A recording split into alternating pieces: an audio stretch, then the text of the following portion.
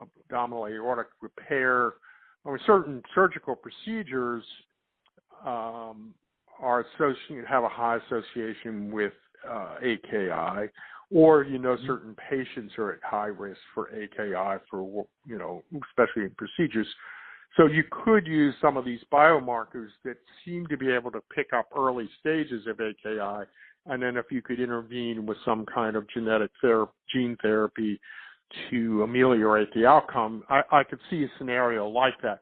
On the other hand, so much of the time, the patient comes to the hospital with fairly advanced AKI, and it's probably too late. So that's going to be that would be tricky. Okay. Got it. Thank you. Let's just move on. There's a few to cover.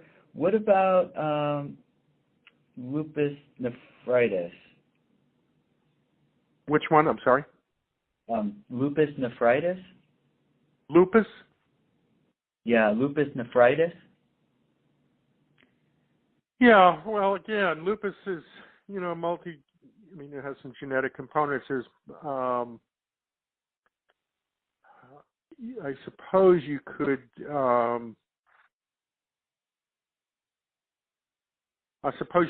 turn off,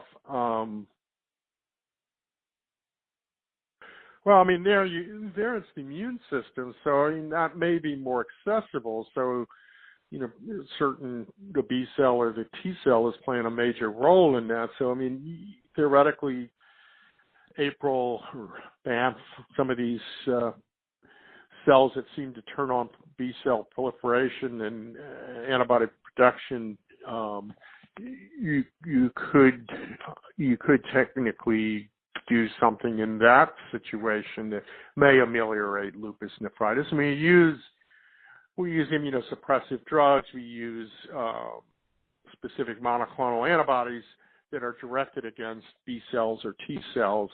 So you could theoretically do something in that, and certainly B cells and T cells are much more accessible than kidney. You wouldn't have to do.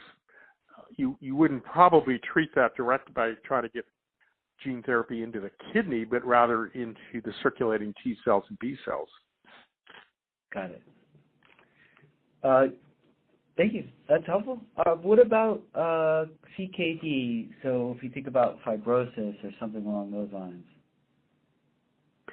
Well, again, there are a number of fibrotic pathways. People are targeting some of those genes with drugs. So I guess you could, again, now that potentially could be helpful. Yeah, if you turned off some of those pro-fibrotic genes, or turned on some of the drugs that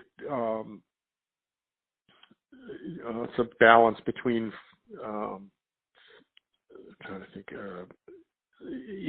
Some of the fibrotic pathways, you could theoretically turn off some of those genes, and CKD tends to be it is a progressive disease.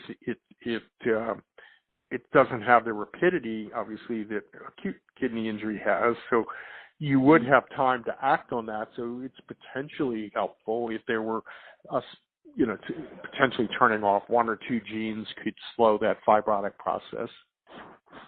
Which cell types would you be targeting if you could deliver? What would be the ideal cell types that you would want to transfuse?